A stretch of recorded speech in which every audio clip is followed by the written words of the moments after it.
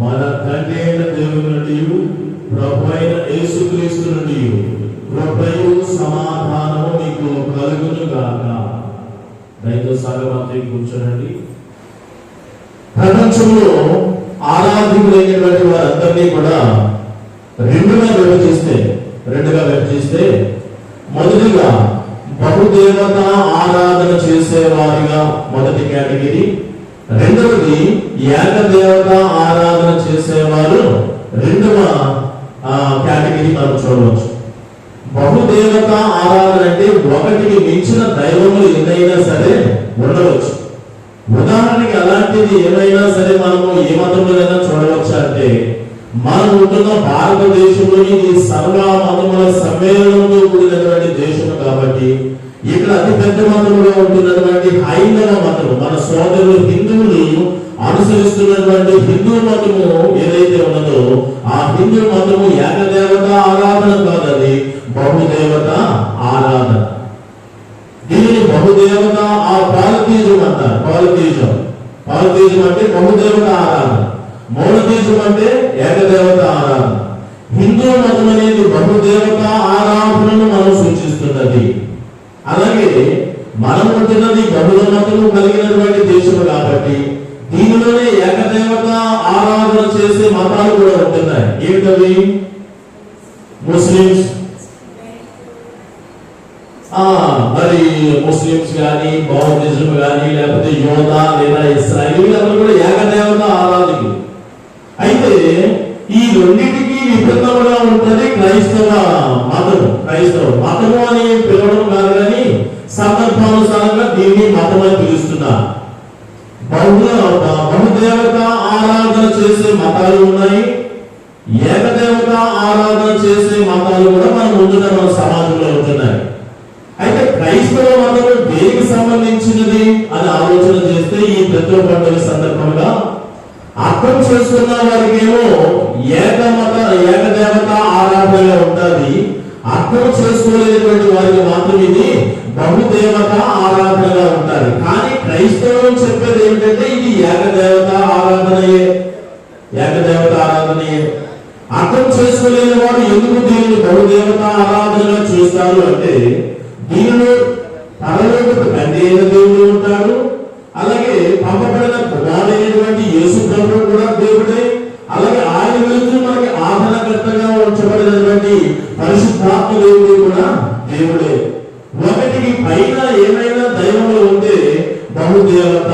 కానీ ఇక్కడ ముగ్గురు దైవములు కనపడుతున్నారు క్రైస్తవ మతంలో, కానీ మనము బహుదేవత ఆరాధనగా దీన్ని మనము చూడము.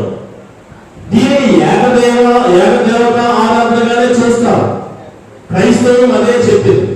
ఉదాహరణకి ఎందుకు అంటే చిన్న వివరణ నేను మీకు ఇస్తాను. దీనిని ఎలా అర్థం చేసుకోకపోతే బహుదేవత ఆరాధనే, అర్థం చేసుకుంటే మాత్రము ఏకదేవత ఆరాధన. ఉదాహరణకి త్రిత్వము అనేది ఒక సంఘటన కాదు, ఇది ఒక సందర్భము. ఇది సంఘటన కాదు, ఇది ఒక సిద్ధాంతము అని మీకు తెలియపరుస్తున్నాను. ఉదాహరణకి క్రీస్తు జననము అదేంటి? ఒక సంఘటన. క్రిస్మస్ తర్వాత అంటే క్రిస్మస్ అనేది ఒక సంఘటన, నిర్దిష్టమైన ఒక దినం అనేది నిశ్చయం అయినది. ఆ సంఘటన ఏ దినంలో అయితే జరిగినదో దాని తర్వాత వచ్చేది ఈస్టర్ మొదటి ఆదివారం, ఈస్టర్ తర్వాత క్రిస్మస్ తర్వాత మొదటి ఆదివారం, క్రిస్మస్ తర్వాత రెండవ ఆదివారం. క్రిస్మస్ అనేది ఒక సంఘటన, క్రీస్తు జనించాడు. అలాగే మరి శుభ శుక్రవారం ఒక సంఘటన, క్రీస్తు మన కొరకు చనిపోయాడు సంఘటన. ఈస్టర్ అదొక సంఘటన. ఏంటా సంఘటన? యేసు ప్రభువు తిరిగి లేచిన అదొక సంఘటన. అలాగే క్రీస్తు ఆరోహణయ్యాడు అదొక సంఘటన. పెంతెకోస్తు అదొక సంఘటన, ఎందుకంటే ఆత్మదేవుడు దిగి వచ్చిన సంఘటన. కానీ తత్వం అనేది సంఘటన కాదు, ఇది సిద్ధాంతము. ఇది ఏమి కూడా ఒక సంఘటనను ఆధారంగా చేసుకున్నది కాదు. త్రిత్వ పండుగ అనేది ఇది ఒక ఆ సందర్భాన్ని తెలియపరిచే, ఒక సిద్ధాంతాన్ని తెలియపరిచే సందర్భం. ఈ త్రిత్వం అనేది సిద్ధాంతముగానే మనం ఆలోచన చేయాలి, కానీ వేరే ఆలోచన మనం చేయకూడదు. దీన్ని అర్థం చేసుకోవడానికి ఒకవేళ గణిత శాస్త్రంలో మనం చూసినట్లయితే మనము 1+1+1 ఏమవుతుంది అలా చూడకూడదు. 1 × 1 = అలాగే మాస్టర్ 1 + 1 + 1 = 3 అన్నారు మాస్టర్. ఓకే, కానీ రెండవసారి నేను చెప్పినప్పుడు 1 × 1 = 1 అవుతారు. మన త్రిత్వ దేవుడు పరలోకపు తండ్రి అయిన ఆ యెహోవా దేవుడు ఇంటూ కుమారుడిగా పంపబడిన యేసుక్రీస్తు ఇంటూ పరిశుద్ధాత్మ దేవుడుగా ఉంటున్నటువంటి ఈ యొక్క ఆదరణకర్త అయిన దేవుడు ఒకటే దేవుడు, ఏకదేవుడు, త్రిత్వములో ఏకత్వము. ఆడవాళ్ళు ఇక్కడ ఉన్నారు కాబట్టి మీ భాషలో చెప్పాలంటే ఒక గుడ్డును తీసుకోండి, ఆ గుడ్డుని 3 భాగాలుగా చూడాలి. పై పెంకు, అలాగే తెల్ల వైట్ సోనా, ఎల్లో సోనా, ఈ 3 కలిపితేనే గుడ్డుగా మనం పిలుచుకుంటాం. లేదా ఒక కొబ్బరి, ఆ కొబ్బరికాయ పైన పెంక, తర్వాత కొబ్బరి, తర్వాత నీరు, లేదా తాటికాయ, ఒకటిని మించి దానిలో గుంజులు ఉంటాయి. అది ఎన్నైనా సరే ఒకటిని మించి ఎన్నో 2 3 సరే తాటికాయగానే పిలువబడతా ఉంటారు. అలాగనే తత్వజ్ఞానం ప్రకారం కూడా మనం చూసుకుంటే, తత్వజ్ఞానం ప్రకారం మనిషి అని ఎప్పుడు పిలుస్తామంటే ఈ మనిషిలో దేహముతో పాటుగా ప్రాణముతో పాటుగా ఆత్మ కూడా కలిసి ఉంటే మనిషి అవుతాడు. ఉదాహరణకి మనలో ఎవరో ఇలాగంటున్నానని మళ్ళా మనం తీసుకుంటారేమో, ఎవరో చనిపోయారు అనుకోండి, అక్కడికి వెళ్ళాము, మనిషి అంటామా? వాడు కదలాడుతూ ఉంటే అయ్యో పాపం మనిషినే గుద్దింది బండి అనవచ్చు. పశువా మనిషి అంటే మనిషినే గుద్దింది, ఎందుకంటే కదులుతున్నాడు. ఈ లోగా ప్రాణం పోయిందనుకోండి, మనిషి అని పిలుస్తామా? వెంటనే ఆ డెడ్ బాడీని పిలుస్తాం, శవం అని పిలుస్తాం. మనిషి అనే దానిలో మళ్ళా 3 కలయికలు. ఎప్పుడైతే ఒకటి తొలగిపోయినాడు మనిషి అవడు. కాబట్టి త్రిత్వాన్ని కూడా వేరుపరచలేము. త్రిత్వమును అంటే పరలోకపు తండ్రి, కుమారుడైన యేసుక్రీస్తు, ఆత్మదేవుడైన పరిశుద్ధాత్మ ఆభరణ దేవుడు, వీరు ముగ్గురు ఒకటే. వీరు ముగ్గురిని కూడా విభజించి మనము చూడలేము. అలాగే పరలోకపు తండ్రి కుమారుడు ఎక్కడా కూడా కాలేడు, కుమారుడైనటువంటి దేవుడు ఎప్పటికీ కూడా పరిశుద్ధాత్మ దేవుడు కూడా కాలేడు. పరిశుద్ధాత్మ దేవుడు మరి ఎప్పటికీ కూడా పరలోకపు తండ్రి పొజిషన్ని తీసుకోలేడు. అలాగని ముగ్గురు వేరు వేరు బాధ్యతలు కలిగి ఉన్నా వారు ముగ్గురు కూడా ఒక్కటిగానే నేను మీకు తెలియపరుస్తున్నా. కానీ ఈ దినం ఒక టైటిల్ ఇచ్చేనే, త్రియేక దేవుని పరిచర్య. ఈ ముగ్గురు చేసేది ఒకటే మిషన్, ఒకటే పరిచర్య. ఏమిటంటే సకల ప్రజల రక్షణ కొరకనే వారు, సకల ప్రజలందరూ కూడా ఆయనలో లీనమైపోవాలి, మిళితమైపోవాలి, ఐక్యత చెంది అందరినీ కూడా ఐక్యపరిచి రక్షణ ప్రసాదించడమే వీరి మిషన్, వీరి పరిచర్య. కార్యభూత అనబడుతున్నటువంటి ఒక పండితులు ఏమన్నాడంటే, బైబిల్ అంతటినీ కూడా చదివి ఆ బైబిల్లో ఈ యొక్క ఏకదేవునిగా చెప్పుకుంటున్న ముగ్గురు మూర్తులు కూడా చేసే పరిచర్య, వారి మిషన్ ఏంటంటే రక్షణకు ఆధారమైనటువంటి వాడు ఎవరంటే పరలోకపు తండ్రి యెహోవా. యెహోవాదే రక్షణ, యెహోవాయే రక్షణ. ఈ రక్షణకు ఆధారమైనటువంటి వాడు యెహోవా అయితే రక్షణ యొక్క మార్గము కుమారుడైన యేసుక్రీస్తు. రక్షణకు మార్గం ఏమంట? రక్షణకు ఆధారం ఎవరు? త్రిత్వములో ఒకరు తండ్రి, తండ్రి అయిన దేవుడు యెహోవా దేవుడు. ఆ రక్షణను చేరుకోవడానికి మార్గం ఎవరు? కుమారుడైనటువంటి యేసుక్రీస్తు ప్రభువారు. అలాగే ఆ రక్షణను మనలో కార్యసిద్ధి చేసేవాడు ఎవరంటే ఆత్మదేవుడు.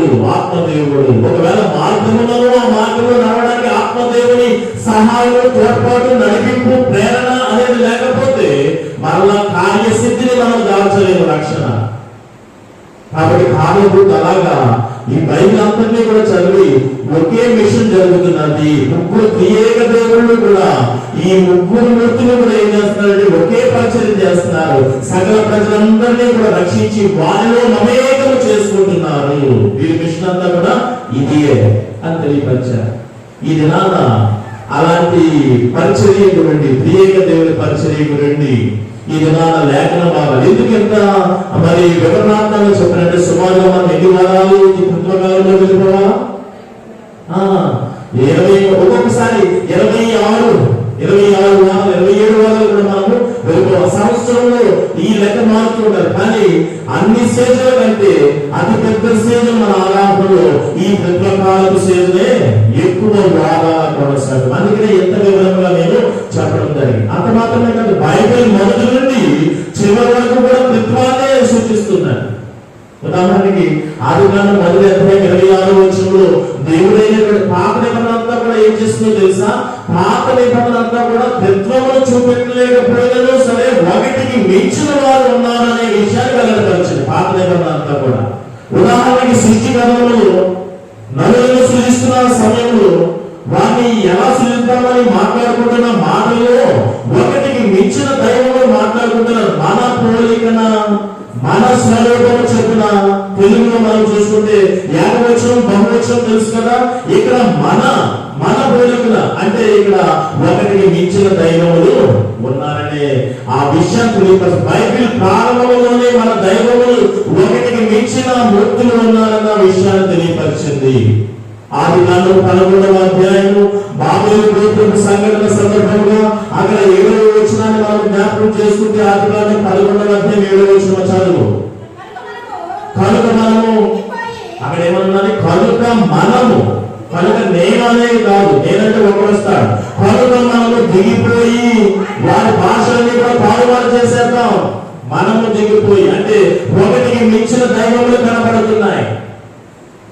ఈ దినం మనం చదువుకున్న లేఖన భాగంలో కూడా త్రియేక దేవుడిని నేను చూపించాలనుకుంటున్నాను. తర్వాత వస్తాను మళ్ళా ఇప్పుడు పాత నిబంధనలు చూశాను కదా. ఇప్పుడు కొత్త నిబంధనలు చూస్తే లూకా సువార్త 1:35 వచనంలో మరియమ్మ దగ్గరికి వచ్చిన గాబ్రియేలుతో అంటుంది, నువ్వు సర్వోన్నత శక్తిని పొందుకుంటావు. ఇప్పుడు పరిశుద్ధాత్మ నిన్ను సర్వోన్నతుడైనటువంటి దేవుని శక్తి అక్కడ తెలియపరుస్తున్నది లేదు, పరలోకపు తండ్రిని. ఎప్పుడు పరిశుద్ధాత్మ నిన్ను కనుగొంటాడు, రెండవ దేవుడు. అలాగే అప్పుడు ఏమైందంటే కుమారుడైన దేవుడు నీకు పుడతాడు. అలాగే ఆయన బాప్తిస్మ సమయంలో కూడా పరలోకపు తండ్రి ఒక మూర్తి పరలోకం నుండి మాట్లాడుతున్నాడు, ఈయన నా ప్రియ కుమారుడని. రెండవ మూర్తి ఎవరు? ఆత్మదేవుడు పరిశుద్ధాత్మ రూపంలో వచ్చాడు. మూడవ వారిని బాప్తిస్మంలో శరీరం దాచి తీసుకుంటున్నారు. మన ప్రార్థన కూడా ఎలా ఉంటుందో ముందు అడ్రస్ సెలెక్ట్ చేస్తాము. మన బాప్తిస్మం ఈ దినాలు లేఖనం ఇవ్వబడింది కదా. మత్తయి సువార్త 28వ అధ్యాయం 18 నుంచి 20 వచనాలు. 19వ వచనంలో ఏమన్నదంటే, మీరు ఏం చేయాలంటే సర్వలోకములకు వెళ్ళి సకల ప్రజలను నా శిష్యులుగా చేయండి, తండ్రి యొక్కయు కుమారుని యొక్కయు పరిశుద్ధాత్మ వారికి నామములో బాప్తిస్మం ఇవ్వమని ఇక్కడ క్రియేకత్వంలో చూపెడుతుంది ఈ దిన లెసన్ కూడా. అలాగే మనం ప్రార్థన చేస్తున్నప్పుడు కూడా అడ్రస్ చేస్తున్నప్పుడు ఏం అడ్రస్ చేస్తాము? పరలోకం ఏదో ఒక పేరు పెట్టినా అడ్రసింగ్ మాత్రం యెహోవా దేవుడే చేస్తాం. ఎవరి నామములో చేస్తాము ముగిస్తాము? యేసుక్రీస్తు నామములో. మూడవది ఈ ప్రార్థన అంతా కూడా ఎవరు నడిపిస్తూ ఉంటారు? ఆత్మదేవుడు నడిపిస్తూ ఉంటాడు. ముగ్గురు దేవుళ్ళలోనే ప్రార్థన ప్రారంభం నుండి ముగింపు నడిపింపంతా కూడా ఉంటారు. ఈ దీవెన కూడా ఎక్కడ ఉంటుంది? మన తండ్రి ప్రేమ, కుమారుని కృప, పరిశుద్ధ దీవెన కూడా ఆ విధంగా ఉంటారు. ఇది అర్థం చేసుకోగలిగితే మాత్రం ఏకదేవుని ఆరాధన ఉంటుంది. అర్థం చేసుకోకపోతే మాత్రం ఇది బహుదేవత ఆరాధనగానే ఉంటుంది. కాబట్టి ఒకసారి అర్థం చేసుకునే విధంగా దేవుని ఆత్మ సహాయం మీద మనము ముందుకు సాగుతాం. ఈ దినము ఈ యొక్క త్రిత్వ దేవుని పరిచర్య ముందుగా ప్రాథమిక లేఖన భాగాన్ని మనం జ్ఞాపకం చేసుకుంటే అక్కడ జరిగిన సందర్భం ఏంటంటే, ఇశ్రాయేలు ఐక్యరాజ్యంలో పరిపాలించిన రాజులు ముగ్గురు. ఎవరు? సౌలు రాజు గారు,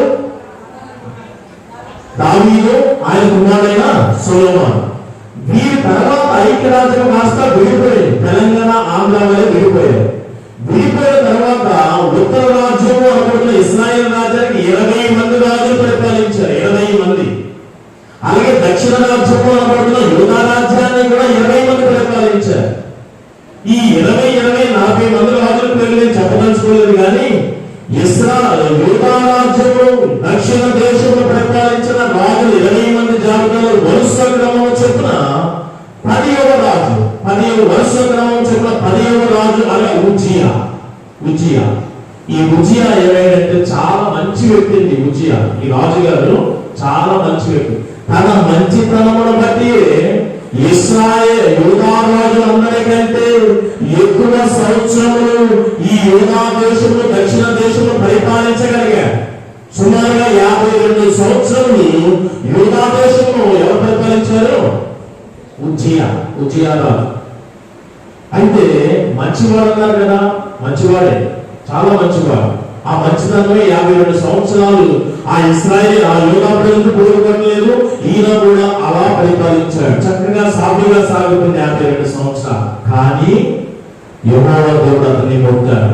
యెహోవా దేవుడు అతన్ని మొత్తాడు. అన్నింటికి మంచివాడు అన్నారు కదా, యెహోవా దేవుడు మొత్తం ఏంటి? అవును, మొత్తాడు. ఏంటంటే ఈ దినాన ఇవ్వబడిన పత్రికా పాఠ్య భాగాన్ని జ్ఞాపకం చేసుకుంటే అక్కడ 19వ వచనాన్ని ఒకసారి జ్ఞాపకం చేయండి. మొదటి కొరింథీ పత్రిక 12వ అధ్యాయము మనం జ్ఞాపకం 12వ వచనం జ్ఞాపకం చేయండి. 12వ వచనం. యాలాగు శరీరము ఏకమైనదో అనేకమైన అవయవములు కలిగి ఉన్నదో యాలాగు శరీరం యొక్క అవయవములని అనేకమైనవో యాలాగు అవయవములన్నీ కూడా శరీరంలో ఒకటై ఉన్నవు అనే ఆ విషయం తెలియపరుస్తున్నటువంటి సందర్భం చూడండి. క్రీస్తు కూడా శరీరమై ఉన్నాడని తెలియపరుస్తున్నాడు. అక్కడ కిందకి మీరు దేవుడు చదవకుండా వెళ్తా ఉంటే నేను కన్నును కదా, నేను శరీరం కాదు కదా, మరి శరీరంతో నాకు ఏమి పని అని చెప్పి కన్ను తన పన్ను తాను చేయడం మానేస్తే ఎట్లాగా? కన్ను, ఒక ముక్కు, అలాగే పెదవులు, పళ్ళు, చేతులు, వేలు ఇవన్నీ కలిపితేనే దేహము శరీరంలో పిలువబడతారు. పెద్దలు అంటే పరలోకపు తండ్రి, కుమారుడు, పరిశుద్ధాత్మ దేవుడు అని చెప్తేనే తత్వము. దానిలో ఒకరు తీసిన దాని తత్వము. తత్వం ఎప్పుడు నిత్యత్వమే. అయితే దేహంలో ఈ అవయవాలన్నీ కలిపితేనే శరీరం అని పిలుస్తాం. ఈ దేహంలో కన్ను ఏమైనా అనుకుని నేను దేహాన్ని కాదు కదా, నేను కన్నును మాత్రమే అని అడిగింది అనుకోండి, అక్కడ శరీరంలో అర్థం లేదు, కన్నుకు ఉపయోగం లేదు. నేను కేవలం చేతులు మాత్రమే కదా, పాదలు మాత్రమే కదా, నేను శరీరం అంతటి కాదు కదా అంటే శరీరం అంతా ఒక కన్ను అయితే ఇక దేహం ఎక్కడ? శరీరం అంతా కన్ను అనుకోండి, అప్పుడు ఇక తిరుత ఎలా, మాట్లాడడం ఎలా, ఇవన్నీ కూడా ఎట్లా? ఇవన్నీ దేని పని తాను చేసుకోవడానికే ఈ శరీరంలో అనేక అవయవాలు ఉన్నవి, కానీ అవయవాలు అన్నీ ఉన్నాయి, కానీ శరీరం మాత్రము ఒకటే. చేతి పని చేతి చేసుకోవాలా, కంటి పని కంటి చేసుకోవాలా. చెయ్యి అనుకుంటుంది నేనే కత్తి పట్టాను అంటే శ్రమజీవుల గురించి చెప్తున్నా. నేనే కత్తి పట్టాను, బండలు పట్టాను, బాగా మోసా, సిమెంట్ కలిపా, చెక్కలని ఇవి చేశా. అలాగే చదువుకున్నా నేనే కంప్యూటర్ అంతా కూడా నొక్కే, పనులు కూడా నేనే చూసే ఎంత దారుణమైన. అయితే కష్టం వచ్చిన కష్టార్జితం వచ్చినప్పుడు, ఆదాయం వచ్చినప్పుడు దీనంతటి కూడా ఆహారంగా మార్చి ఎవరు తింటున్నారు? నేను కదా కష్టపడేది. ఇప్పుడు ఈ ఆహారం అంతా కూడా మేము కష్టపడతా ఉంటే ఎవరు తింటున్నారు? నోరు తింటుంది, నాలుగు చూస్తుంది, కడుపు నింపుకుంటుంది. మాకేంటని అనుకున్నాయి అనుకో ఈ అవయవాలన్నీ కూడా. అది అజ్ఞానంతో మాట్లాడేది.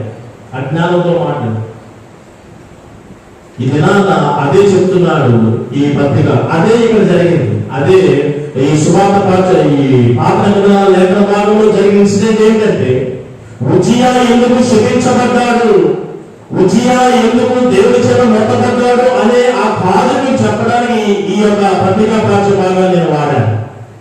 ఉజ్జియా ఎవరని చెప్పాను? రాజు. యూదా దేశంలో దక్షిణ దేశంలో రాజు పని రాజు చేసుకోవాలి. కుక్క పని కుక్క, గాడిద పని గాడిద చేసుకోవాలి. ఒక లోక సామెత ఉన్నది కదా. ఒకసారి సౌలు కూడా ఏం చేశాడో తెలుసా? రాజు అనేటువంటి సౌలు తాను రాజు పని చేయకుండా రాజు పనితో పాటుగా అధికారం ఉన్నదని సమూయేలు గొప్ప యాజకుడైనటువంటి వాడు కొద్దిపాటి ఆలస్యమైనందుకు తాను అర్పించవలసిన బలి ఎవరు అర్పించేశాడు? సౌలే అర్పించాడు. సేమ్ అలాంటి పరిస్థితి ఇక్కడ కూడా జరిగింది. ఉజ్జియా ఏం చేశాడంటే దేవాలయంలో ధూపవేదిక ఎక్కేసేసి ఆ ధూపం వెలిగించవలసినటువంటి ఆహారంలో సంతతి వారిని ఆ పరిచర్యలకు అభిషేకించాడు, ప్రతిష్ఠించాడు. ఆ ప్రతిష్ఠిత అభిషేకములు కూడా లెక్క చేయకుండా మెయిన్ పాస్టర్ గారు అననీయా గారు చాలా దేవుడి పర్సన్. ఆయన వచ్చి ముందుకు రాజుని ఎదిరించాడు. ఉజియా, నువ్వు రాజు కావచ్చు కానీ ఇది మా పని, నువ్వు చేసే పని కాదయ్యా.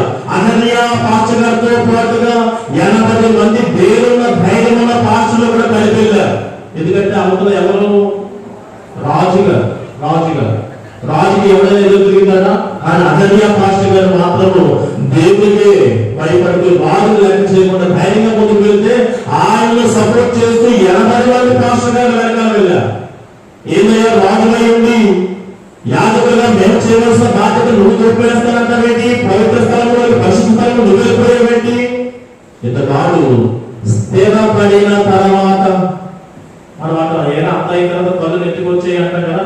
స్థిరపడిన తర్వాత ఇంతకాదు బంధించి అజర్యా మెయిన్ పాస్టర్ని కూడా ఆయన ఎదిరించి 80 మంది పాస్టర్ల మీద కోపోద్రేకుడైపోయి అతను చేయవలసిన పనికి దూపవేదంలో నిలబడిపోయి దూపం వేయడానికి సిద్ధపడతామంటే జరిగిన సంఘటన ఏంటంటే అజర్యా పాస్టర్ గా చూస్తానే ఉన్నాడు, 80 మంది పాస్టర్లు చూస్తానే ఉన్నారు.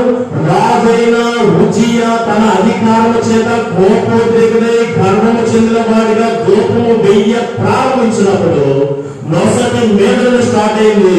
దేవుని యొక్క అణచివేత, కుష్టి వ్యాధి మొత్తం నొసటి మేడలు ప్రారంభమై అదంతా కూడా పాకిపోయింది. కుష్టి వ్యాధి చేత బాధింపబడ్డాడు, సుదీర్ఘకాలం బాధింపబడ్డాడు. కుష్టి వ్యాధి చేతనే ఆయన చనిపోయాడు. దినవృత్తాంతాలు 2వ దినవృత్తాంతాలు 26వ అధ్యాయము. చదువు ఇంత చదువు.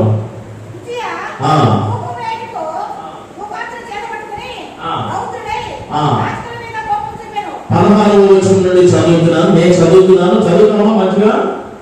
చదువుతూ మంచిగా చదువు. స్థిరపడిన తర్వాత మనసును ఏమొచ్చిందట?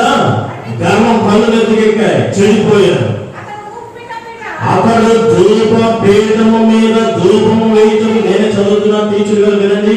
ధూప పీఠము మీద ధూపము వేయుటకై యెహోవా మందిరములో ప్రవేశించి తన దేవుడైన యెహోవా మీద ద్రోహము చేయగా, ధూపము వేస్తున్న పనిలో సేవకులు చేయవలసిన పని ఈయన చేస్తున్నాడు. అయితే ద్రోహం ఎవరికి చేస్తున్నట్టు లెక్క? సేవకులకి ద్రోహం చేస్తున్నాడా? అది దేవుని పని. అందరూ అనుకుంటారు సేవకులకి వారు చేసేదేమన్నా, అది దేవుని పని. దేవునికి ద్రోహం చేస్తున్నాడు. ఇదిగో మెయిన్ పాస్టర్ వచ్చాడు. 17వ వచనంలో యాజకులైన అజర్యాయు అతనితో కూడా ధైర్యవంతులైన యెహోవా యాజకులు 8 మంది అతను వెంబడి లోపలికి వచ్చాయి. వెంటనే అక్కడ కోమన్నారు రాజులు. వారు రాజైన ఉజియాను ఎదిరించి, ఉజియా, యెహోవాకు ధూపం వేయటకై ప్రతిష్ఠింపబడిన అమరోను సంతతి వారైన యాజకుల పనియే కానీ నీ పని కాదు. పరిశుద్ధ స్థలంలో నుండి నువ్వు బయటకు పోము. వెంటనే ఆయన ఏం చేశాడంట? ఈ 19వ వచనం సరిగి ఉజియా ధూపం వేయటకు ఆ తర్వాత నీవు ద్రోహం చేస్తున్నావు, దేవుడిని నీకు ఘనత కలుగ చేయదని చెప్పగా ఉజియా ధూపం వేయటకు ధూపాగ్ని చేత పట్టుకొని రౌద్రుడై చూడండి అక్కడ తన విశ్వరూపం రాజుగారు కదా, రౌద్రుడై యాజకుల మీద ఏమైపోయాడంట? కోపము చూపించి ముందుకు వెళ్ళిపోయాడు. ధూపం వెళ్తున్న సమయంలో కిందంతా కూడా ఏమైందంటే కుష్టి రోగం నొసట మీద బయలుదేరి దేహం అంతా కూడా ఆగిపోయింది. వెంటనే అంతగాడు తెలుసుకుని దేవుడు నన్ను ముట్టాడు అని చెప్పి వెంటనే ఆ దోప ఆ కట్టను విడిచిపెట్టి బయటికి తనకు తనగా వెళ్ళిపోయాడు. ఎందుకు చెప్తున్నానంటే ఆ కుష్టి వ్యాధి చేత సుదీర్ఘకాలం బాధింపబడ్డాడు. ఆ కుష్టి వ్యాధి చేతనే మరణించాడు. ఎందుకు ఇది చెప్పాను? ఈ దినాలు చదువుకునేటువంటి లేఖన భాగం యెషయా గ్రంథం 6వ అధ్యాయంలో రాజైన ఉజియా మరణించిన దినములవి. ఉజియా మరణిస్తే ఏంటండి? ఉజియా మరణిస్తే యెషయా కొంచెం కలత చెందాడు. యెషయా కొంచెం కలవరపడ్డాడు. ఎట్లాంటి కలవరం అంటే యేసు ప్రభు చనిపోతానని చెప్పాడే తన శిష్యులకు. ఆ యోహాను సువార్త 14వ అధ్యాయం 1వ వచనంలో మీ హృదయములలో కలవరపడలేక నేను చచ్చిపోతానని చెప్పాడు. ఆ సందర్భంలో శిష్యులందరూ కలవరపడ్డారే, అలా కలవరపడ్డాడు యెషయా. అదేంటి? రాజైన ఉజియా చనిపోతే యెషయా ప్రవక్త కలవరపడడం ఏంటి? యెషయా ఎవరనుకుంటున్నారో తెలుసా? దేవుని పరిచర్యకు పిలవక ముందు యెషయా ఎవరో తెలుసా? యెషయా రాజ కుటుంబంలో చాలా సంగీత సంబంధము కలిగినటువంటి వాడు, చాలా విద్యావంతుడు యెషయా, చాలా చాలా కవిత్వ నేర్పరి, చాలా దయ కలిగినటువంటి వాడు, నమ్మకస్తుడు, జాలి కలిగినటువంటి వాడు. ఈ ఉజ్జియా ప్రభుత్వంలో ఒక ప్రభుత్వ రంగంలో ప్రధానమైన పాత్రను బాధ్యతను పోషించిన వాడు యెషయా. బహుశా సలహాదారు లాంటి వారు ఉంటారు కదా, అలాంటి పోస్టు ఈ యెషయా ఉజ్జియా పరిపాలనలో రాజుగారికి ఈ బాధ్యతలు చేశాడు. అయితే రాజుగా ఉజ్జియా ఉన్నప్పుడు యెషయా సలహాదారుగాను ప్రాముఖ్యమైన బాధ్యత చేస్తున్నప్పుడు యెషయా దృష్టిలో ఉజ్జియా ఎలాంటి వాడు అంటే చాలా మంచివాడు. అతనే కర్త, కర్మ, క్రియ నా జీవితానికి ఎవరు యెషయా అనుకుంటున్నాడు. నా జీవితానికి ఎంత స్థితికి, నా వైభవానికి కారకులు ఎవరు? ఉజ్జియాయే. నేను రాజు కుటుంబాలతో సన్నిహిత సంబంధం కలిగిన నాకు ఒక చక్కని పోస్ట్ ఇచ్చి నా కవిత్వాన్ని, నా విద్యలో ఉపయోగించుకుంటున్న ఇతగానే నా కర్త, కర్మ, క్రియ అనుకుంటున్నాడు యెషయా. మనలో కూడా చాలా మంది అనుకుంటారు. కొంతమంది ఎమ్మెల్యేల దగ్గర ఉన్నవారు, ఎంపీ దగ్గర ఉన్నవారు, లేదా అధికారుల దగ్గర ఉన్నవారు, లేకపోతే సిఐ దగ్గర ఉన్నవారు, లేదా ఏదైనా గొప్ప పోస్టుల్లో ఉన్న ఆ పక్కన మన సంఘస్థులు ఉంటారే, వారందరికీ కూడా ఆ అధికారే ఏపుజాడు. కర్త, కర్మ, క్రియ నా సమస్యలు కూడా ఆయనే అనుకుంటారు. అలాంటి వారి వరకు ఈ దినాన యెషయా జీవితం ఒక ఆదర్శప్రాయమైన జీవితం. వెంటనే ఉజ్జియా చనిపోయేసరికి నా కర్త, నా కర్మ, నా క్రియ అనుకున్న ఈ యెషయా ఏమైపోయాడంటే కలవరము చెందాడు. నా సమస్తము ఉజ్జియా అనుకున్నాను, నా మెయిన్ పిల్లర్ అయిపోయింది, నా ఆధారం అయిపోయింది అనుకున్నాడు. కలత చెందుచుండగా యెహోవా దర్శనం అతనికి దర్శించాడు. ఆ దర్శనంలో ఈ యొక్క యెషయా చూచినవి ఏమిటి? యెషయా ఏం చూచాడో తెలుసా? యెహోవా దేవుని యొక్క ఆ అత్యున్నత సింహాసనముపై ఆసీనుడవడం చూచాడు. యెహోవా దేవుని చక్కగా అంగీ అంచులంతా కూడా దేవాలయం కొమ్ముకుని ఉండగా చూచాడు. ఏమో చదువుకుని వచ్చాడా?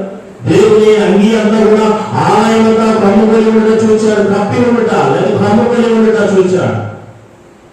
సెలుపులు ఆయనకి పైగా ఆ సెలుపులన్నీ కూడా దేవదూతలు ఉన్నారు. సెలుపులు అంటే దేవదూతలు ఎన్నటికీ కూడా ఎన్నేసి రెక్కలు ఉన్నాయి? ఒక్కొక్క దేవదూతలు 6 రెక్కలు ఉన్నాయి. ఒక 2 మీకు రెక్కకి ఇవ్వచ్చు కదంటే ఎవరు? ఆ 6 కూడా పని ఉన్నదన్నమాట. 2 ఆరుతో ఎగురుతారంట, 2 ఆరుతో కాలు కప్పుకుంటారంట, 2 ఆరుతో మొహంలో కప్పుకుంటారు. ఈ 6 రెక్కలతో కూడా వాటికి పని ఉన్నది కాబట్టి ఒక్కొక్క దేవతలకు 6 రెక్కలు ఉన్నాయి. ఆ యొక్క సింహాసనాసీనుడే, అత్యున్నత సింహాసనాసీనుడైన యెహోవా దేవునికి పైగా ఆ సెలుపులు ఏం చేస్తాయంటే ఆ స్థలంలో రాజు అయినటువంటి వారికి పరిశుద్ధుడు అని ప్రతిగానాలు చేస్తున్నాయి. ఇక్కడ చూసింది ఏంటంటే దేవుడు చూచాడు అత్యున్నత సింహాసనంపై ఆసీనుడైన ఆయన అన్ని చొక్కాయి అంచులు దేవాలయం కలిగి అక్కడ ఆయనే పరిశుద్ధ దేవుడిగా స్తోత్రించడం అనేది చూచాడు. ఇవన్నీ కూడా జరుగుతున్నాయి. అక్కడ ఒక కట్టె లేకపోతే ఆ కాల్చబడినటువంటి నిప్పు తీసుకొని ఆ సెలుపులోని ఒకడు ఇతరులకు చూసినట్లనే పరిపక్వము చెంది వెంటనే ఏమైపోయిందంటే నేను అపవిత్రమైన పెదవుల గల వాడును, అపవిత్రమైన జనుల మధ్య నివసిస్తున్న వాడును, తనలో తాను పశ్చాత్తాపపడడానికి సిద్ధపడుతున్న సమయంలో వెంటనే సెలుపులలో వచ్చి ఆ పొయ్యను తీసుకుని నిప్పు వెంటనే తన పెదవులు తగిలించి నీ దోషమంతా కూడా పాపమంతా పరిహారం అయిపోయింది, నీ దోషమంతా కూడా వెడలిపోయింది అని చెప్పి వెంటనే పవిత్రత ప్రకటించగా వెంటనే అతగాడు ఏమైపోయినట్టు తాను చూస్తున్నాడు. ఇక్కడ జరిగిన సందర్భం అది.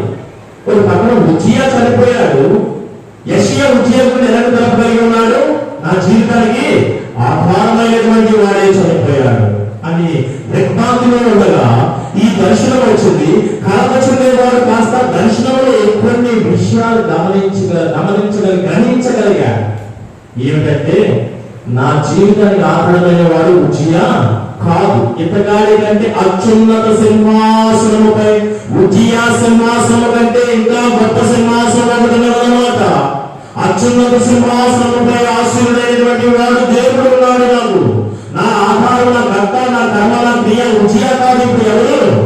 యెహోవాయే. అదొక విషయం గ్రహించాడు. రెండవది ఆయన ఉనికిని కూడా గ్రహించాడు. ఆయన ఉనికి ఏంటంటే దేవాలయమే ఆయన ఉనికి. ఆయన వస్త్రపు లేదా ఆయన చొక్కా అంచులంతా కూడా ఎక్కడ నిండి ఉన్నది? దేవాలయం హృదయంలో నింపి లేకపోతే నిండి కప్పి ఉన్నవి ఆయన ఉనికి పట్టును గ్రహించాడు. ఆ సింహాసనాసుడైనటువంటి వాళ్ళని గుర్తించి ఆయన ఉనికిని గుర్తించి ఆయన వ్యక్తిత్వాన్ని కూడా గుర్తించాడు. కీర్తన పాడుతున్నారే కోరస్ దేవదూతులు, పరిశుద్ధుడు, ఆయన వ్యక్తిత్వం పరిశుద్ధుడండి, పవిత్రుడు, పరిశుద్ధుడు. ఇలా గ్రహించిన క్రమంలో ఎక్కే క్రమం గ్రహించాడంటే తన స్థితిని గ్రహించాడు యెషయా. ఏంటంటే ఉజ్జియా, చనిపోయిన ఉజ్జియా మంచోడే ప్రజల దృష్టిలో, ఆయన రాజ్య పరిపాలనలో భాగస్థుడైనటువంటి ఈ యెషయా కూడా తనను తానుగా కూడా మంచివాడే. ఇతగాడి ఒక ప్రవక్తని భార్య ఉన్నది, ఇద్దరు కుమారులు కూడా ఉన్నారు, తనకు తానుగా చూసుకున్నప్పుడు మంచివాడు. ఇలాంటి యెషయా ఆలోచన కలిగిన వారు మన సంఘంలో అనేకులు తమకు తాముగా చూసుకున్నంత వరకు మంచివారే. కానీ ఇక్కడ విచిత్రం ఏంటంటే యెషయా తన స్థితిని గుర్తిరిగాడు. కొత్తగా ఏంటంటున్నాడంటే, వెంటనే అయ్యో నేను అపవిత్రమైన పెదవుల గలవాడిని, నేనంతా కూడా ఎక్కడ జీవిస్తున్నాను? అపవిత్రమైన పెదవుల కలిగిన ప్రజల మధ్యలో జీవిస్తున్నాను. ఎప్పుడు గుర్తించాడు? ఉజ్జియా మంచోడే, యెషయా మంచోడే. ఎప్పుడు వరకు? దేవుడు సమీపించనంత వరకు కూడా. మీరు కూడా చాలా మంది మీకు మీరుగా పరిశుద్ధులే, చాలా మంది మీరుగా నీతిమంతులే. మీరు చూస్తున్నంతసేపు మీరే గొప్పవారు, మంచివారు, నీతిమంతులే, పరిశుద్ధులే. కానీ మీరు ఒక్కసారి దేవుడికి సమీపిస్తే, లేదా దేవుడు మిమ్మల్ని సమీపిస్తున్నప్పుడే ఎంత అధ్వానంలో ఉన్నామో మీరు గ్రహించగలరు. ఉదాహరణకి మీకు ఇంకా బాగా అర్థం అవ్వాలంటే, ఒక దినాన యేసు ప్రభు బ్రతుకున్న దినాల్లో జరిగిన సంఘటన. ఒక స్త్రీ వ్యభిచారంతో పట్టబడింది. ఆ పట్టబడిన స్త్రీని మోషే ధర్మశాస్త్ర ప్రకారం చిన్నలు మొదలుకొని ఎవరు మొదలుకొని పెద్దలందరూ కూడా వీరందరూ కూడా రాళ్ళు పట్టుకొని చంపడానికి తీసుకుని వచ్చారు యేసు ప్రభు దగ్గరికి, తల్లిదండ్రులను తీసుకుంటూ. అయితే ఈ రాళ్ళు పట్టుకున్న వారందరి దృష్టిలో వ్యభిచారంలో పట్టబడిన స్త్రీ ఎలాంటిది? పాపం చేసినది. తమకు తాము ఏమనుకున్నారు? అది ఆమె పాపం చేసినదైతే వీరందరూ పరిశుద్ధులు అనుకుంటున్నారు, నీతిమంతులు అనుకుంటున్నారు. అయితే వీరు కూడా పాపులని, అపవిత్రులని ఎప్పుడు తెలిసింది? యేసు చెంతకి వచ్చినప్పుడే వారు కూడా ఆ అవినీతి పరులని, వారు కూడా పాపులని, అనీతిమంతులని అప్పుడు తెలిసింది. యేసు దగ్గరికి రాకమునుపు ఆ పట్టుబడిన ఆమె పాపి, వీరు మాత్రం పరిశుద్ధులే. మన సంఘంలో కూడా చాలా మంది అలాంటి వారు ఉండవచ్చేమో అని తెలియపరుస్తున్నారు. దేవుని దగ్గరికి రాకుండా, వాక్యమైన దేవుడిని చదవకుండా, దాన్ని ధ్యానించకుండా, వాక్యానుసారంగా నడవకుండా మీరు పరిశుద్ధులే. వాక్యంలో పెట్టి చూడండి మీ అధ్వాన పరిస్థితి ఎలా ఉంటారు, ఎంత దైన్యంగా ఉంటారు. యెషయా కాలంగా చాలా గొప్పవాడు, మంచివాడే అనుకుంటున్నాడు. ఒక్కసారి దర్శనము, యెహోవా దేవుని దర్శనము కలగగానే, అయ్యో నేను అలాంటి వాడిని, అపవిత్రమైన తలలు గలవాడినే అప్పుడు అనుకున్నాడు. అప్పుడు అనుకోలేకపోయాడు. లేదా ఇద్దరు వ్యక్తులు ప్రార్థన చేయడానికి దేవాలయానికి వెళ్ళారు. ఎవరు? సుంకరి, పరిసేయుడు. పరిసేయుడు తనకు తానుగా నీతిమంతుడే, మంచివాడే. కానీ చెడ్డవాడు, పాపి ఎవరు? సుంకరియే. కానీ దేవుని దగ్గరికి వచ్చిన తర్వాత అసలు ప్రధానమైన పాపి ఎవడు? వీడే. దేవుని దగ్గరికి రావాలి, దేవుని వాక్యాలను పఠించాలి, దేవుని వాక్యాలను కైకొనాలి, దేవుని వాక్యానుసారంగా చేయాలి. అప్పుడు నీ అధ్వాన పరిస్థితి వాక్యం తెలియపరుస్తూ ఉండాలి. వెంటనే తన స్థితిని యెషయా గుర్తిరిగాడు. వెంటనే పరివర్తన చెందడానికి వెంటనే పశ్చాత్తాపము ప్రారంభమైంది. ప్రక్షాళన జరిగింది. అక్కడ ప్రక్షాళన అంటే ఒక్కసారి అల్లాడించి శుభ్రపరచడం అన్నమాట. ప్రక్షాళన జరిగింది. వెంటనే తాను ఏమైపోయాడంటే పవిత్రుడు అయిపోయాడు.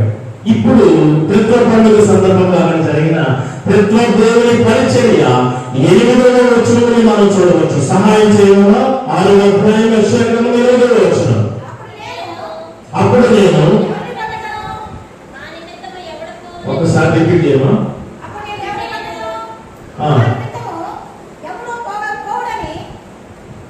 చూడండి, 6వ అధ్యాయము 8వ వచనం చదువుతున్నాను, జాగ్రత్తగా. అప్పుడు నేను ఎవరిని పంపెదను?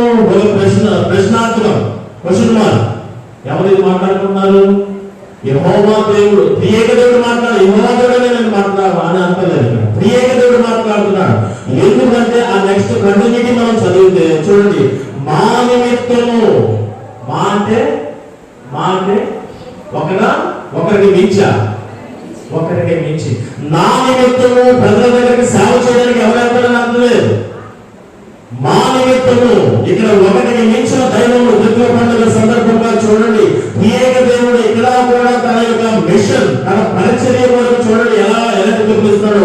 మా నిమిత్తము ప్రజలను మాలో మమేకపరచడానికి చెడిపోయిన నా కుమార్తెగా భావించిన ఇశ్రాయేలు దగ్గరికి ఎవరు పోతారు వారి రక్షణ నిమిత్తము అని అడిగినప్పుడు, పవిత్రుడైనటువంటి వాడు అంటే అప్పటికి పవిత్రత పొందినటువంటి వాడు యెషయా వెంటనే తన పవిత్రతలో లేచి ఏమన్నా తెలుసా, నేను ఒక అన్నాడు. వారు హృదయం కృంగిపోయినదయ్యా అని తర్వాత దిగులు భావాలు మనకి ఇవ్వలేదు. ఈ దినాన ఈ మిషన్, త్రియేక దేవుని మిషన్, త్రియేక దేవుని పరిచర్య, ఆ పరిచర్యలో మనం గమనించదగ్గది ఏంటంటే అది దేవుని పవిత్రతతో కూడిన పరిచర్య. అబ్బా సంగమం వింటున్నారా? ఈ దినం చాలా జాగ్రత్తగా వినవలసిన మాటలు ఇవి. ఈ త్రియేక దేవుని పరిచర్య ఎలాంటిదంటే దేవుని యొక్క పవిత్రత కలిగిన పరిచర్య, రెండవది దేవుని పిలుపు కలిగినటువంటి పరిచర్య, మూడవది త్రియేక దేవుని చేత పంపబడినటువంటి పరిచర్య. మీ దగ్గరికి అనేక మంది సేవకులు వస్తూ ఉంటారు కదా, ఆ సేవకులు వస్తున్నప్పుడు సంగమా మీరు మేల్కొనండి. మీ సేవకుల దగ్గర పవిత్రత ఉన్నదో లేదో గుర్తుగా గ్రహించాలి. సంఘ విశ్వాసం అనేక మందికి మీరు దర్శనం చేస్తూ ఉంటారు. త్రియేక దేవుడి పరిచర్యలో ఏమన్నారంటే పవిత్రతతో కూడిన పరిచర్య, అది పవిత్రత ఉన్నదో లేదో చూడాలి. మొదటిది. రెండవది, చాలా మందికి పిలుపు ఉండదు. అబ్రహామును దేవుడు పిలిచాడా లేదా? మీరు చెప్పండి. మోషే పిలిచాడా? మరి యెహోషువను పిలిచాడు, యోనాను పిలిచాడు, సమూయేలుని చిన్నపిల్లగాడిగా ఉన్నప్పుడు కూడా పిలిచాడు, బాల్యములో పౌలు దమస్కు మార్గంలో పోతున్నప్పుడు పిలిచాడు. అందరికీ పిలుపు ఉండగా అనేక మంది మీ మధ్యకి వస్తున్న వారికి ఈ ఏకదేవుని పరిచర్య ఏంటి? ఎవరు? సకల ప్రజలు రక్షణ త్రియేక దేవుడు ఎలా కలిసి ఉన్నారో వాళ్ళ మనం కలిసి మమేకమైపోవడానికి పరిచర్య. అయితే ఈ పరిచర్యలో భాగం మీ దగ్గర వస్తున్నటువంటి వాళ్ళు పవిత్రత ఉన్నదా? యెషయా మాదిరిగా దేవుని పిలుపు ఉన్నదా? యెషయా వలె దేవుని చేత పంపబడ్డావా? మోషే పంపబడ్డాడు, పౌలు పంపబడ్డాడు, యెషయా పంపబడుతున్నాడు, యోనా పంపబడుతున్నాడు. అలాగే మన మధ్యలో వస్తున్న సేవకి దేవుని పంపుదల ఉన్నదా? అది సంఘము త్రియేక దేవుని పరిచర్య నిమిత్తమే మీ దగ్గరకు వస్తున్నప్పుడు ఆయన పరిచర్యలో మనం గమనించవలసింది ఏంటంటే, అయ్యో నేను అపవిత్రమైన పెదవులు కలవాడంటే పవిత్రపరిచాడు. పవిత్రుడైన తర్వాత అది పవిత్రమైన పరిచర్యగా, రెండోది పిలుపున్న పరిచర్యగా, మూడోది దేవుని చేత పంపబడి. ఇప్పుడు నా జనం దగ్గరికి నువ్వు పంపబడిన వాడు, దేవుని చేత పంపబడిన వాడు, మాతమేలుగా రావడం కాదు. తమకు తాముగా వచ్చేస్తా ఉంటారు వీళ్ళతో ప్రార్థన చేయడానికి. దేవుని చేత పంపబడాలి, దేవుని పిలుపు ఉండాలి. నా కుటుంబాన్ని ఒక మార్గంలో ఎంచుకొని ఏ పిలుపు ఏమీ లేకుండా నాతోనే వచ్చేటప్పుడు అది సేవకి. అలాంటి వారి యొక్క విశ్వాసం తమకు జాగ్రత్తగా ఉండవలసిన విధానం ఉన్నది. పవిత్రత లేకుండా, దేవుని పిలుపు లేకుండా, దేవుని పంపుదల లేకుండా మీ అందరూ వస్తున్నప్పుడు మీరు చాలా జాగ్రత్తగా ఉండాలి. ఎఫెసు సంఘంలో మెచ్చుకున్నాడు ప్రకటన గ్రంథం 2వ అధ్యాయంలో. దాని గురించి తర్వాత తిథిలో సరే ఏమని మెచ్చుకున్నాడంటే, నీ శక్తి కొంచెమైనను సరే నీవు అపోస్తులు కాకయే నీ దగ్గరికి అపోస్తులుగా వస్తున్నారు అని నువ్వు చాలా జాగ్రత్తగా గుర్తించగలిగి వారిని నువ్వు నియంత్రించగలిగా. మెప్పుదల నీవెందుకు అంతటి జ్ఞానం లేదా మన సంఘానికి? పవిత్రత లేని సేవకులను గుర్తించలేదా? దేవుని పిలుపు లేని సేవకులను గుర్తించలేదా? దేవుడు పంపించకుండానే మీ దగ్గరికి వస్తున్నటువంటి ఆ వారంతర వారు నడిపేటువంటి మీరు గుర్తించలేదా? త్రియేక దేవుని పరిచర్య ఎలాంటి వాటి మీద బేస్ అయినది. సేమ్ ఇదే సమయం ఎదుగుతున్న సువార్త పాఠ్య భాగంలో కూడా ఈ యొక్క పాత నిబంధనలో నేనిస్తున్న మరి ఒక మాట ఏంటంటే, మనకి త్రియేక దేవుడు కదా, ఈ త్రియేక దేవుని గుణ లక్షణాలు అంటే తండ్రి దేవుని గుణ లక్షణాలు, కుమారుని దేవుని గుణ లక్షణాలు, పరిశుద్ధాత్మ దేవుని గుణ లక్షణాలు చెప్పాలంటే చాలా ఉన్నాయి. కానీ ఈ ముగ్గురు మూర్తులు కూడా ప్రజల ఎడల వారు వైఖరి చాలా విషయాలు చెప్పవచ్చు. ఒక్కొక్కటిగా చెప్తే దీవెన తండ్రి మన ఎడల ప్రేమ చూపిస్తున్నారు. ఈ యెషయా ఎడల ఒక పాపి ఎడల ప్రేమ చూపించిన రీతి త్రియేక దేవునిలో మొదటిగా తండ్రి పాత నిబంధన పాఠ్యభాగం ద్వారా ప్రేమ చూపించాడు. ఎలాంటి వాడి ఎడల? పాపి అయిన యెషయా ఎడల ప్రేమను చూపించిన వైఖరి మనం పాత నిబంధనలో చూడవచ్చు. ఇప్పుడు స్వార్థ పాఠ్యభాగంలోకి వస్తే యేసు ప్రభు వారు ఆరోహణుడు అవ్వక ముందు చివరిసారిగా మాట్లాడుతున్న మాటలు, అక్కడ మాట్లాడుతున్న మాటలు చూడండి. మత్తయి సువార్త 28వ అధ్యాయం 18 నుంచి 20 వచనాలు గల లేఖన భాగం. అక్కడ ఒక 4 విషయాలు మనం గుర్తెరగాలి. ఆ 4 విషయాలు ఏంటంటే, మీరు వెల్లుడి, అదే ఉన్నారు కదా అక్కడ, మీరు వెళ్ళాలి, సర్వలోకంలోకి వెళ్ళాలి. రెండవది, వారికి తండ్రి యొక్క కుమారుడు పరిశుద్ధాత్మ యొక్క నామమున బాప్తిసం ఇప్పించండి. అక్కడ చదవండి ఒకసారి మాటలు. పరలోకమందును భూమి మీదను మీరు వెళ్ళాలి మొదటిది. తర్వాత రెండవది, సమస్త జనులను కూడా నా శిష్యులుగా చేయాలి. రెండవది. మూడవది, వారిని ఏం చేయాలంటే తండ్రి కుమార పరిశుద్ధాత్మ దేవదేవుని బాప్తిసము వారికి ఇప్పించాలి. నాలుగవ విషయము, నేను ఏ సంగతులు మీకు ఆజ్ఞాపించుకున్నా వాటన్నింటినీ కూడా గైకొనాలని వారికి బోధించాలి. 4 విషయాలు. మీరు వెళ్ళాలి. మన సంఘంలో ఎంతమంది రక్షణ పొందిన అనుభవం లేని, నశించిపోతున్న ఆత్మల భావన కలిగి, లేదా మీరు నాలో నుంచి ఫలించుడి అనే ఆ వాక్యాన్ని జ్ఞాపకం చేసుకుని, నేను దేవుళ్ళు మరింత ఫలం ఫలించాలని ఆశతో ఏదో సర్వలోకములకు వెళ్ళడం కాదు, కనీసం వీధి చివరమైనా వెళ్ళేవా సువార్త నిమిత్తము?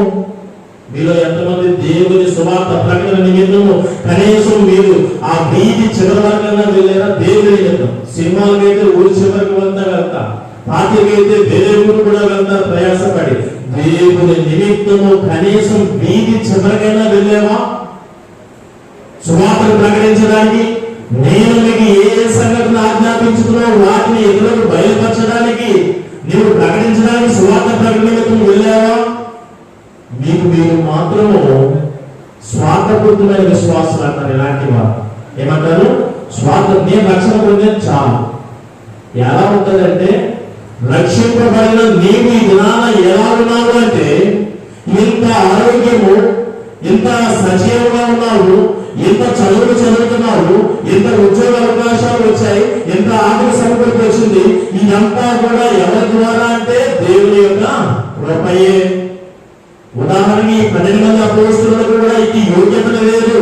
త్రియేక దేవుని పరిచయం చేసే యోగ్యత మనకి లేదు. కానీ దేవుని పరిచయం చేసే అవకాశం వచ్చిందని ఇదంతా కూడా దేవుని యొక్క కృపయే. ఈ దినాన నీవు కరోనా సీజన్ అంతటినీ కూడా ఛేదించగలిగి ఈ దినాన్ని ఎలా ఉండగలిగావు, చక్కగా ఉన్నతమైన ప్రదేశంలో ఉండగలిగావు అంటే అది ఏమిటి? పాత నిబంధనలో దేవుని ప్రేమ చూపించా, ఇక్కడ సువార్తలో దేవుని యొక్క ప్రమాణి కృప ఆ 12 మంది అపోస్తలులకు చూపెడుతున్నా. అయితే ఇలాగ కృప కొలది దేవుడు నిన్ను సజీవులుగా ఉంచి హెచ్చించిన ఈ జీవితం ఎవరి వరకు? పౌలు అంటున్నాడు, బ్రతుకుతా క్రీస్తే. ఎందుకంటే ఈ జీవితం ఎవరిచ్చింది? దేవుడు నాకు ఇచ్చింది. ఆయన కృపలో నాకు ఇచ్చాడు. నా ఆరోగ్యాన్ని బట్టి నేను కరోనాను జయించేది, నా ఆర్థికత్వాన్ని బట్టి, నా అధికారాన్ని బట్టి నేను కరోనా నుండి ముందుకు రాలేదు. ఎంత హెచ్చరిక జీవితం దేవుడు నాకు ఇవ్వలేదు, దేవుడే నాకు అనుగ్రహించాడు. నా ద్వారా అయ్యే పని కాదు. దేవుని కృపను జ్ఞాపకం చేసుకుంటూ కృతజ్ఞతతో ఆయన కొరకు జీవించాలి. అంతేగాని స్వార్థముతో నేను రక్షించబడ్డాను, నా కుటుంబం అంతా కూడా రక్షణ పొందాలి, ఆశలు అనుభవిస్తున్నామంటే సరిపోదు. మీరు వెల్లుడి, భూమి వందల వరకు వెళ్ళాలి, భూమిగంతుల వరకు వెళ్ళాలి, కనీసం వీధి చివరి వరకు కూడా వెళ్ళలేని పరిస్థితి. మనం ఎలా జీవించాలి అంటే ఒక ఉప్పు వలె, ఒక వెలుగు వలె. ఉప్పు అంటే ఎలా అయిపోతుంది? మనకు మనంగా స్వార్థంగా ఉండిపోకుండా ఉప్పు ఏం చేస్తుంది? తాను కరిగి ఇతరులకు రుచి, తన యొక్క ఆ రుచిమత్వాన్ని ఇతరులకు తెలియపడతారు. నీవు ఏదైతే కలిగి ఉన్నావో అది ఇతరులకు అందించగలగా ఒక ఉప్పు వలె కరిగిపోతూ ఉండాలి. నువ్వు ఏదైతే వెలిగిపోతావో వెలుగు ఇతరులకి కూడా చూపించగలగా. దేవుడు ఆ మంచం కింద కొంచెం కింద నీ వెలుగు ఉంచకుండా నువ్వు కరిగిపోతున్న క్రీస్తు వరకు బ్రతుకుంటా క్రీస్తే ఆరాధన. ఇది దేవుని కృపతో మనం ఈ దినాన్ని ఉండగలిగాం అని భావించి మీరు వెళ్ళాలి. మీరు సమస్త జనులను కూడా ఏం చేయాలా? శిష్యులుగా చేయాలి. ఇక్కడ చూసారా, ఒక చక్కని పాత నిబంధనలో కూడా సార్వత్రికత అనేది కనబడుతుంది. సర్వలోకము కూడా యెహోవాని పరిశుద్ధుడు సర్వలోకము, అక్కడ యూదులే కాదు, ఇశ్రాయేలే కాదు, సర్వలోకము. ఇక్కడ కూడా తండ్రి అయిన దేవుడు సర్వలోక సార్వత్రికత చూపెడుతున్నాడు. పత్రికా సువార్త పాఠ్య భాగంలో కూడా ఇక్కడ యేసు ప్రభువు ఏమంటున్నాడు? సార్వత్రికత. కావాలి. ఎంతకు ముందు అయితే పంపబడినప్పుడు మత్తయి సువార్త 10వ అధ్యాయం 6వ వచనంలో ఎంతకు ముందు ఆయన పంపించినప్పుడు ఏం చేశాడు తెలుసా? ఇశ్రాయేలు కుటుంబాల దగ్గరికి పంపించాడు. చదవమా బీజులు 10వ అధ్యాయం 6వ వచనం. ఇశ్రాయేలు వంశంలోని నశించిన గొర్రెల యొద్దకే మీరు వెళ్ళండి. ఇంతకు ముందు యేసు ప్రభు శిష్యులు పంపితే ఎక్కడికి వెళ్ళమన్నాడు? ఇశ్రాయేలు నశించిన గొర్రెల యొద్దకే మీరు వెళ్ళండి. మళ్ళా చెప్తున్నాడు, ఆ పక్కనే ఉన్న సమరయ పట్టణంలో మీరు వెళ్ళవద్దు. ఇంతకు ముందు సార్వత్రిక లేదు, కానీ ప్రియేక దేవుడు పరిచయం చేసినప్పుడు కుమారుడు ఏమన్నాడంటే సర్వలోకములకు మీరు వెళ్ళండి. ఈ సార్వత్రిక నేటి క్రైస్తవ సంఘములు కొద్దిమంది ప్రియేక దేవుడే సార్వత్రికతను కోరుకుంటా ఉంటే, సంఘములో ఉన్నటువంటి కొద్దిమంది సార్వత్రికతను అభ్యంతరపరుస్తున్నారు. ఉదాహరణకి ఇందాక మొదట చదివేనే అవయవములు ఎన్నైనా సరే అవన్నీ కూడా ఎక్కడ శరీరంలో ఒకటి. ఇది సార్వత్రికత తెలియపరిచే యూనిటీ. క్రైస్తవం అనేది డినామినేషన్ వారి సిద్ధాంతాలను బట్టి విభజించేది కాదు. ఒక డినామినేషన్ రాసిన పాట మరి ఒక డినామినేషన్ పాడకూడదు, పాడితే తప్పంటారు. ఇప్పుడు మీలో అనేక వివిధ రకమైన కృపావరములు, వివిధ రకమైన పరిచర్యలు, వివిధ రకాల కార్యాలను ఇవన్నీ దేవుడే కలుగు చేస్తున్నాడు. పత్రికా పక్షభాగంలో మనం 7వ వచనం నుండి జ్ఞాపకం చేసుకుంటే ఆత్మ ఏం చేస్తుందంటే బుద్ధివాక్యము కలుగు చేస్తుంది, అలాగే జ్ఞానవాక్యము కలుగు చేస్తుంది, అలాగే విశ్వాసము కలుగు చేస్తుంది, అలాగే స్వస్థపరచు వరములు ఇస్తుంది, అలాగే మరి ఆ అద్భుత కార్యములు చేయగలిగే శక్తిని ఇస్తుంది, ప్రవచన వరములు, అలాగే ఆత్మల వివేచన జ్ఞానములు ఇస్తుంది, అలాగే మరి ఆ భాషలు మాట్లాడగలిగే శక్తిని ఇస్తుంది, భాషలు మాట్లాడే అర్థాన్ని కూడా ఇస్తుంది. 7వ వచనం ప్రారంభించు. అయినను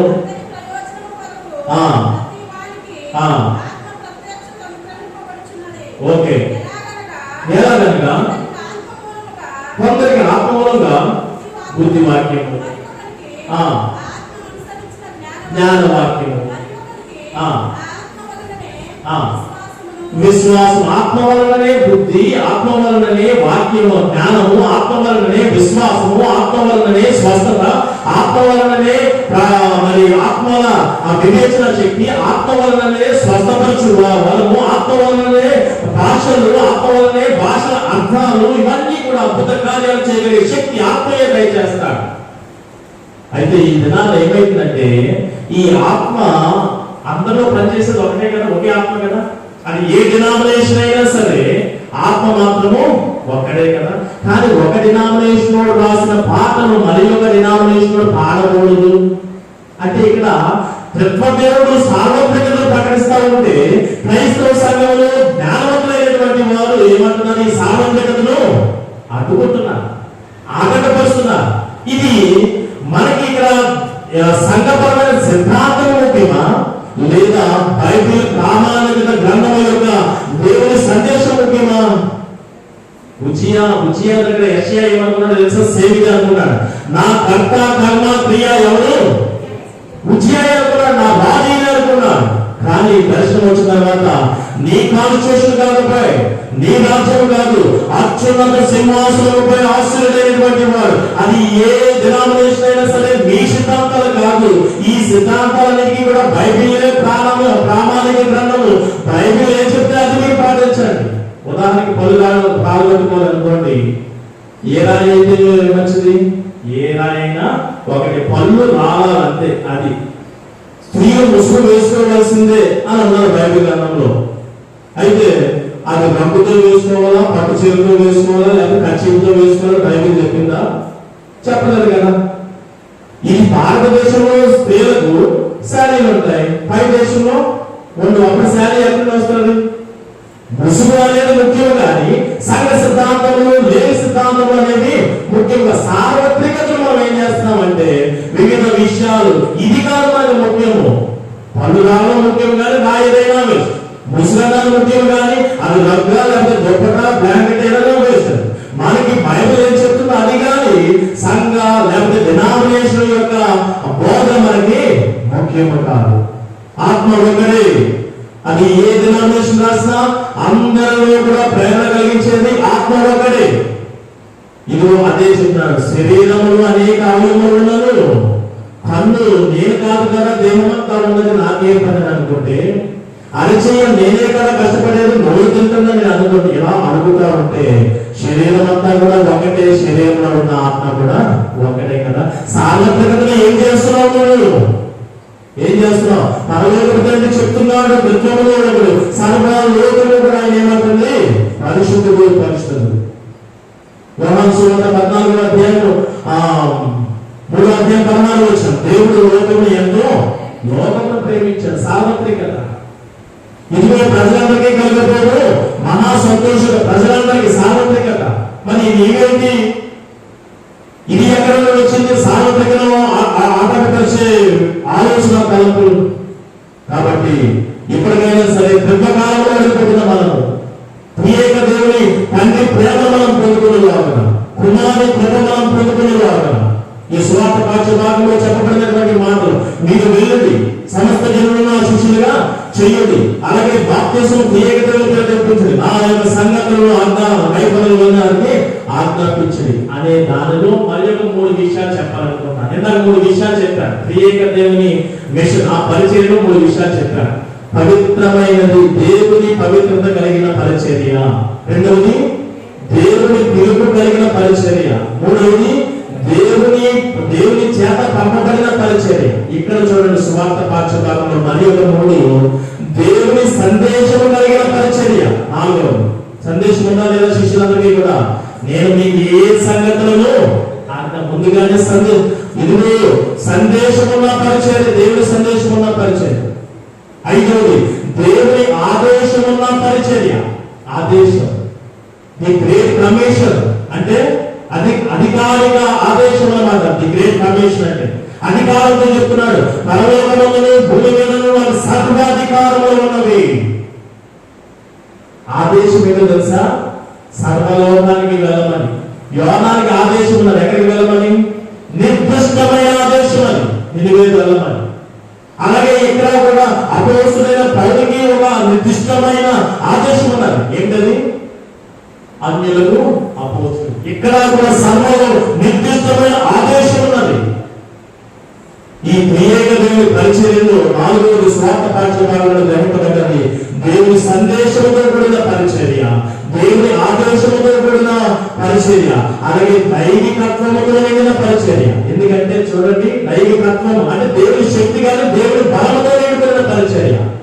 పరిశుద్ధాత్మ మీదకి వచ్చినప్పుడు శక్తిని పొందుకున్నా.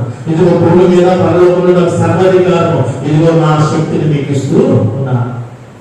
సేవకులు వస్తున్నప్పుడు దేవుని సందేశం ఉన్నదో లేదో చూసుకోండి. మీ మధ్యకు వస్తున్నాము, దేవుని చేత ఆదేశింపబడిన వారిగా మీ మధ్యకు వస్తున్నారో లేదో చూసుకోండి. దేవుని ఆత్మ కలిగిన దైవత్వం కలిగిన వారిగా వస్తున్నారో లేదో చూసుకోనండి. సేవకులు వస్తున్నారు కదా అంటే కనీసము ఇది లేకుండా ఎవరు వచ్చినా సరే మీరు ఆ మప్పి పడిపోయి దైవంలో పడి ముందుకు సాగిపో. అబద్ధ ప్రవక్తలు ఉంటారు, పట్ట పూజ వరకు ఈ మార్గానికి వచ్చిన వాళ్ళు ఉంటారు. దేవుని పవిత్రత, దేవుని పిలుపు, దేవుని చేత పంపబడాల, దేవుని సందేశం ఉండాల, దేవుని ఆదేశం ఉండాల, దైవత్వం అనేది ఉండాలి. ఇవన్నీ కలిగి ఆత్మ కలిగించే ఐక్యత పత్రికా పాఠ్య భాగంలో మనకి తెలియపరుస్తున్నారు. అనేక కృపావరాలు, వివిధ రకములైన కృపావరాలు, అనేక విధములైన పరిచర్యలు.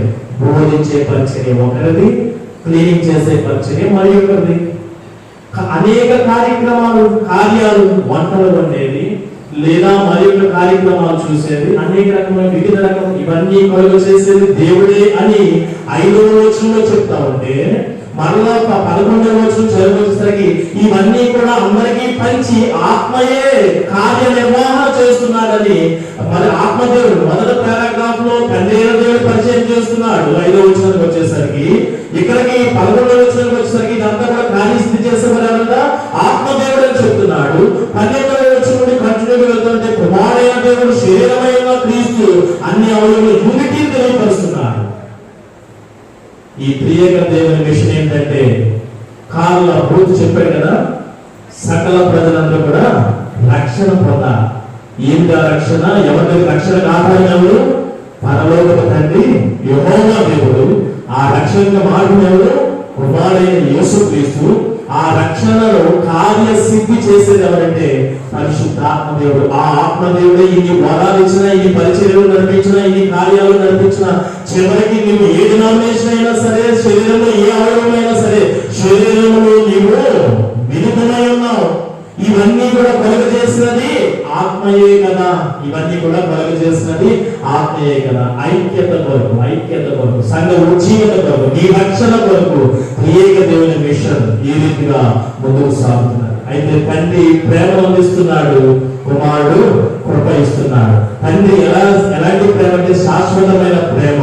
యెషయా తనకు మంచివాడే కానీ దేవుడు దగ్గరికి వచ్చినప్పుడు ఎలాంటి స్థితి కలిగి ఉన్నాడు?